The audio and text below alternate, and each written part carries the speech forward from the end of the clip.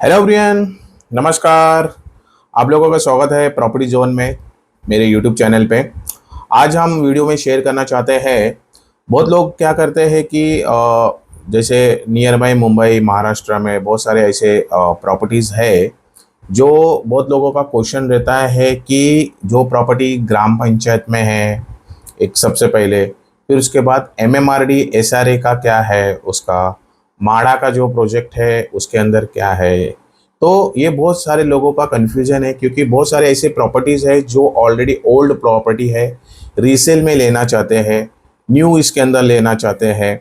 तो उसके जो प्रोसेस रहते हैं, उसके जो डाउट रहते हैं, जो क्लाइंट है, बायर है, वो प्रॉपर्टी लेना चाहते हैं, तो लोगों को समझ में नहीं आता है। जैसे ग्राम पंचायत, एमएमआरडीए एंड जो माड़ा का है, उसके अंदर क्या प्रोसेस चलता है, उसके बारे में ये वीडियो में मैं आपको शेयर करना चाहता हूँ। तो वीडियो पे आप बने रहिए। वीडियो को लाइक नहीं किया तो सबसे पहले आप लाइक कर दो, शेयर करो, सब्सक्राइब करिए और सब्सक्राइब के बाजू में बेल आइकन है वो भी प्रेस कर दीजिए, नोटिफिकेशन सबसे पहले आपको मिलते रहे। तो चलिए शुरू करते हैं।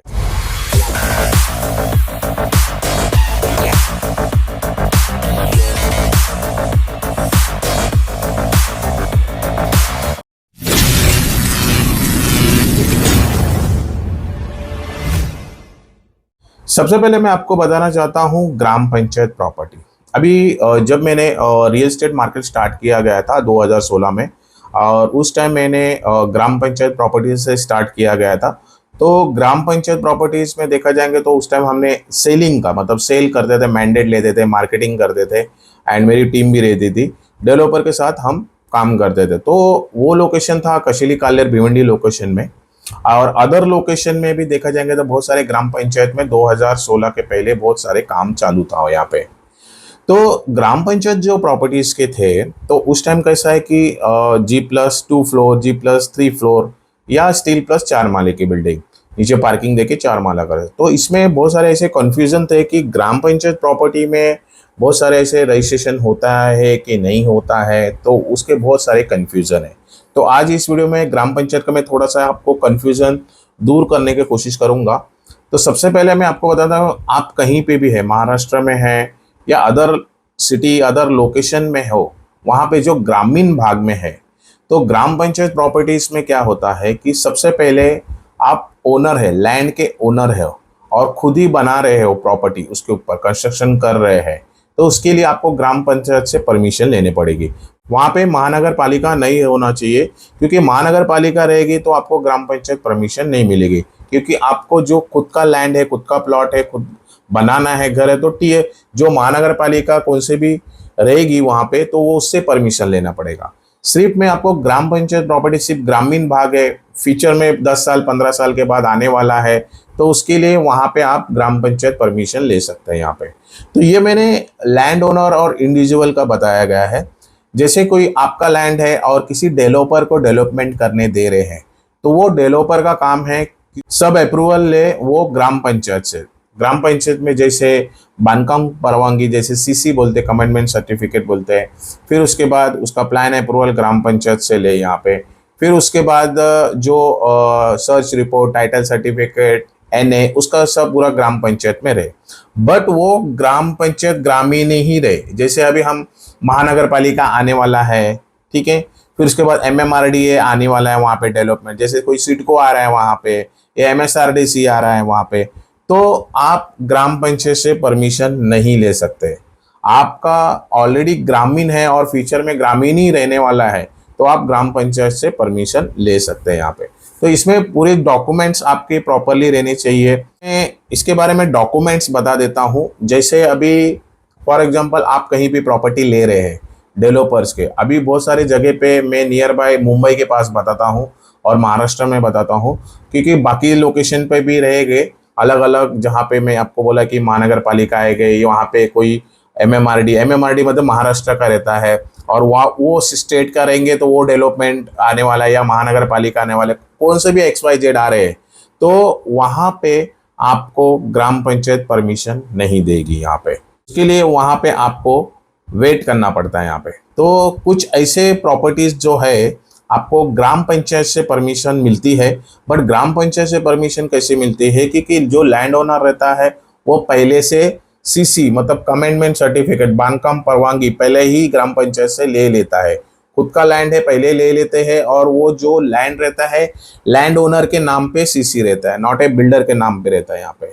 तो कोई भी बिल्डर आपके साथ कोई बनाता है प्रॉपर्टी इसके लिए, तो वहां पे आपको परमिशन सीसी मिल गई। फिर इसके आगे का जो है प्लान का अप्रूवल वो सब लैंड ओनर को ही लेना पड़ता है, बिल्डर साथ में जाके। फिर उसके बाद आपका एनए का जरूरी है, नॉन एग्रीकल्चर डॉक्यूमेंट्स होना जरूरी है यहाँ पे। अभी एनए तहसीलदार एनए से मिलता है, पहले कलेक्टर से मिलता था, अभी तहसीलदार एनए से मिलता है यहाँ पे, वो जो होना जरूरी है।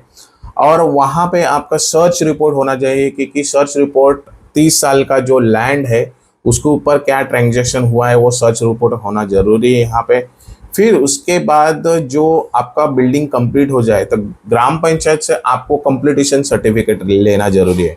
इसकी उसको बोलते हैं ओसी। पूरा बिल्डिंग का काम हो चुका हुआ है इसीलिए वो कंप्लीटेशन सर्टिफिकेट लेना जरूरी है। उसके बाद ये सब कुछ डॉक्यूमेंट रहे और आपको रजिस्ट्रेशन होना जरूरी है, गवर्नमेंट रजिस्ट्रेशन होना जरूरी है। आपके ये सब कुछ डॉक्यूमेंट है आपके पास और रजिस्ट्रेशन नहीं हो रहा है गवर्नमेंट रजिस्ट्रेशन ऑफिस में, तो वो वहाँ पे रजिस्ट्रेशन बंद किया है। मतलब वहाँ पे ग्राम पंचायत की रजिस्ट्रेशन नहीं हो सकती है। और लीगली में बोला जाएंगे, जैसे ग्राम पंचायत प्रॉपर्टी में बिल्डिंग प्रॉपर्टीज जो कुछ भी है लीगली रजिस्ट्रेशन हो रहा है गवर्नमेंट का, वो आपका 100% लीगली हो जाता है यहाँ पे, क्योंकि वो रजिस्ट्रेशन हो, भले वो कैसे भी रजिस्ट्रेशन करे बट रजिस्ट्रेशन करना जरूरी है आपको यहाँ पे। तो वो प्रॉपरली आपकी लीगली हो जाएगी, उसके ऊपर कोई भी चीज यहाँ पे जो इनलीगली नहीं होगा। यहाँ पे आपके पास डॉक्यूमेंट्स है, आपकी प्रॉपर्टी के डॉक्यूमेंट्स है, बिल्डिंग के डॉक्यूमेंट है, और जैसे बिल्डिंग रेडी हुए 3 महीने के अंदर आपको सोसाइटी रजिस्ट्रेशन करना है। भले वो लैंड ओनर है उसके अंदर, भले आप ओनर हो या उसके बिल्डर को पकड़ के डेवलपर को पकड़ के 3 महीने के अंदर रजिस्ट्रेशन कर देना है। उसके बाद आपको 3 महीने के अंदर, मतलब ये सब चीज 6 महीने के अंदर कन्वेंस नीड करना है। मतलब जो लैंड है जो जगह है वो सोसाइटी के नाम पे कर लेना है। भले डेवलपर नहीं करके दे रहे, हायर करो, एडवोकेट हायर करो जो आपको कन्वेंस नीड करके देता रहेगा, उसको हायर करके आप कन्वेंस नीड कराइए। भले वो ग्राम पंचायत में प्रॉपर्टी में सबसे पहले वही है। अभी बहुत जगह ऐसा है कि ग्राम पंचायत प्रॉपर्टी में रजिस्ट्रेशन कोई कोई नहीं करते हैं, बट आपका खुद का लैंड है, खुद बनाना चाहते हैं तो ग्राम पंचायत से परमिशन मिल जाएगी। यहाँ पे जहाँ पे महानगर पालिका हुई है वहाँ पे आपको महानगर पालिका की परमिशन लेनी पड़ेगी। एमएमआरडी है और अदर कुछ स्टेट में डेवलपमेंट आने वाला है तो उससे आपको परमिशन एनओसी लेना पड़ेगा। यहाँ पे वहाँ पे जोन कौन सा है वो जोन आपको वहाँ से प्लान लेना पड़ेगा। तो ये सब चीज़ ग्राम पंचायत प्रॉपर्टीज में होती है यहाँ पे, तो ये थोड़ा सा ज़रा आपको ध्यान देना पड़ेगा यहाँ पे। और दूसरा ऑप्शन है एमएमआरडीए एसआरए। एमएमआरडीए एसआरए अभी कैसा है कि एमएमआरडीए क्या है, अभी महाराष्ट्र का जो मैं बता रहा हूँ, अदर स्टेट्स के जो रहते हैं अलग अलग रहते हैं, बट मैं महाराष्ट्र एमएमआरडी का जो बता रहा हूँ। एमएमआरडी का जो महाराष्ट्र में एमएमआरडी जो डेवलपमेंट करती है उसका फुल फॉर्म रहता है महाराष्ट्र मेट्रोपोलिस, इसमें रेगुलेटरी डेवलपमेंट अथॉरिटी यहाँ पे। तो ये इसके सब रूल्स रहते हैं। तो एमएमआरडी अभी जैसे गुजरात में रहेगी तो Gujarat metropolis regulatory development authority, ऐसे अलग अलग स्टेट में रहते हैं सबके। तो वहाँ पे ऐसे ये जैसे महाराष्ट्र में है तो एमएमआरडी आएगा। अभी कुछ ऐसे लोकेशन पे भी है एमएसआरडीसी भी आती है महाराष्ट्र के अंदर, जैसे Maharashtra state road development corporation में आते हैं, वहाँ पे भी उनका इंफ्रास्ट्रक्चर डेवलपमेंट चलते हैं यहाँ पे। तो ये एमएमआरडी के जो देखे जाएंगे तो एसआरएस के जो बिल्डिंग रहते हैं, जो कैसा है कि बहुत सारे प्रॉपर्टी एसआरएस में लेते हैं, बोलते हैं कि एमएमआरडी का बिल्डिंग है और वो बिल्डिंग हमको प्रॉपर्टी खरीदना है, बट कैसा रहता है कि वो एक्चुअली एसआरएस एमएमआरडी रहती है, एमएमआरडी हैंडल करती है वो एसआरएस को। और एसआरएस इस फॉर ऑफ द जो रिहैबिलिटेशन करते हैं, जैसे रोड कटिंग में आ गया किसके, या फिर कोई स्लम को रिहैबिलिटेशन किया गया है, उसको बिल्डिंग में शिफ्ट किया गया है, तो वहाँ पे वो लोग को अलॉटमेंट दिया जाता है, अलॉटमेंट लेटर देते हैं, अलॉटेड देते हैं। बट वो फर्स्ट ओनर रहते हैं, अलॉटमेंट लेटर देके और अलॉटेड किया रहता है। बाद में जब 5 साल के बाद कोई प्रॉपर्टी लेता है, 5 साल के बाद लेता है, तो 5 साल के बाद वो प्रॉपर्टी आप ले सकते हैं। उसके बाद आपको क्या करना है, जो प्रॉपर्टी जिसका है, जो ओनर है, उसके जो अलॉटमेंट लेटर है वो पहला देख लीजिए, अलॉटमेंट लेटर उनको ही मिला है और वो ओनर सामने होना जरूरी है। इन केस कभी ओनर डेट हो गया है और उसका डेथ सर्टिफिकेट उसके रिलेटिव्स के नाम पे ट्रांसफर हुआ होगा, तो ही वो प्रॉपर्टी आप ले सकते हैं। इन केस ट्रांसफर नहीं हुआ है तो आपको एमएमआरडी एसआरएस के अथॉरिटी में जाके वहां से आपको उनके नाम पे पहला करना है, फिर उसके बाद अपने नाम पे लेना है। फिर वो स्टैम्प ड्यूटी रजिस्ट्रेशन भर के आप वो प्रॉपर्टी एमएमआरडी एसआरएस ले सकते हैं यहाँ पे। तो ये आपको क्लियर करना है। अभी ये चीज सब कुछ डॉक्यूमेंट क्या रहती है यहाँ पे, यहाँ पे सबसे पहले आपको अलॉटमेंट लेटर जिसके नाम पे मिला हुआ है वो अलॉटमेंट लेटर होना जरूरी है इसमें। और उसमें जो फ्लैट्स है, कौन से भी प्रॉपर्टीज है, वो मेंशन होना जरूरी है अलॉटमेंट लेटर। अलॉटमेंट लेटर का कॉपी लेके अथॉरिटी एमएमआरडी के अथॉरिटी में जाके वहां पे आपको एक बार चेक करना है कि वही अलॉटेड किया है, कि वही डॉक्यूमेंट्स दिए हैं उनको। तो वो कंफर्म करके लीजिए वहाँ पे अथॉरिटी। अभी एमएमआरडी जैसे थाने लोकेशन, मुंबई लोकेशन में अलग है, थाने लोकेशन में माजीवाड़ा में है, मुंबई लोकेशन में आप देखा जाएंगे तो आपको बीकीसी में मिलेंगे यहाँ पे। तो आपको मुंबई में नियर बाय आपको एमएमआरडी एसआरएस में ले रहे हो तो आप वहाँ पे जाके चेक करना है आपको। उसके बाद पूरा प्रोसेस करके उसमें म्यूचुअल अंडरस्टैंडिंग आपको बनाना है। म्यूचुअल अंडरस्टैंडिंग मतलब आपका जो आपके डील हुई है, जो प्रॉपर्टी आप ले रहे हैं उसका डील हुआ है, एक स्टैम्प पेपर पे पहले म्यूचुअल अंडरस्टैंडिंग बनाना है, क्योंकि आपने उसको पैसा दिया है और वो उसके अगेंस्ट उन्होंने साइन करके दिया है। एक mutual understanding stamp paper 500 stamp paper पे बनाना है। फिर उसके बाद आपको दोनों मतलब फर्स्ट ओनर जो अलॉटेड हुआ है और बायर मतलब जो प्रॉपर्टी ले रहे हैं, एमएमआरडी के ऑफिस में जाना जरूरी है। वहां से कंफर्मेशन करना है, उनको बताना है कि ये हमने इनको प्रॉपर्टी बेच दिया है और इसने प्रॉपर्टी खरीद दिया है। तो जो क्या प्रोसेस रहेगा वो अथॉरिटी आपको बताएगा वहां पे जाके यहाँ। फिर उसके बाद आप रजिस्ट्रेशन कर सकते हैं, क्योंकि वो ट्रांसफर फीस भी लेंगे, क्योंकि ट्रांसफर करने के लिए भी फीस जाता है अथॉरिटी को। तो आप वहाँ पे ट्रांसफर फीस क्या रहेगा, चार्जेस क्या रहेगा, स्टैम्प ड्यूटी रजिस्ट्रेशन के जो बाद में रजिस्ट्रेशन करेंगे उसके चार्जेस सब पूरे पहले कैलकुलेशन करना, फिर उसके बाद ही आप डील कर सकते हैं और आप टोकन दे सकते हैं ओनर को, कोई भी अलॉटेड किया गया है। थर्ड जो आता है अपना माड़ा के। अभी माड़ा एक चीज है कि लॉटरी सिस्टम भी है, जो every years every 3 month 6 month में माड़ा लॉटरी निकलती है। माड़ा लॉटरी जो निकलती है वो मुंबई के अंदर है, थाने के अंदर है। तो जो माड़ा लॉटरी निकालती है वो माड़ा के अलॉटेड किया जाता है, जो लॉटरी में उनको लगता है, जो प्रॉपर्टी XYZ लोकेशन पे रहते हैं तो उनको वो वहाँ पे मिलता है माड़ा के अलॉटेड। फिर उसके बाद जब म्हाड़ा का कैसा है कि जब 5 साल हो जाती है प्रॉपर्टी उसके, तो म्हाड़ा के जो 5 साल होने के बाद तो आप उसको सेल कर सकते हैं और आप वो प्रॉपर्टी ले सकते हैं। बट वो म्हाड़ा का जो है उसमें सबसे पहले आपको पूरा प्रॉपरली डॉक्यूमेंट रजिस्ट्रेशन सब चेक करना है, रजिस्टर्ड हुआ है, क्योंकि म्हाड़ा जो लॉटरी रहती है वो रजिस्ट्रेशन होता है। उसके ऊपर आपका उसके ऊपर लोन है कि नहीं प्रॉपर्टी वो भी चेक करना है। आप लोन लेना चाहते हैं तो वो आपको उसका जो लोन कितना बचा है, आपका कितना लोन लेना है, वो बैंक टू बैंक ट्रांसफर हो जाता है। और उसमें जाके फिर माड़ा के ऑफिस में जाके वहाँ पे माड़ा में जाके वहाँ पे अथॉरिटी से सब पूरा चेक करने के बाद आप वो प्रॉपर्टी वहाँ पे ले सकते हैं। अभी माड़ा में कैसा है कि SRS की भी बिल्डिंग है, माड़ा देती है और उसमें SRS भी रहती है।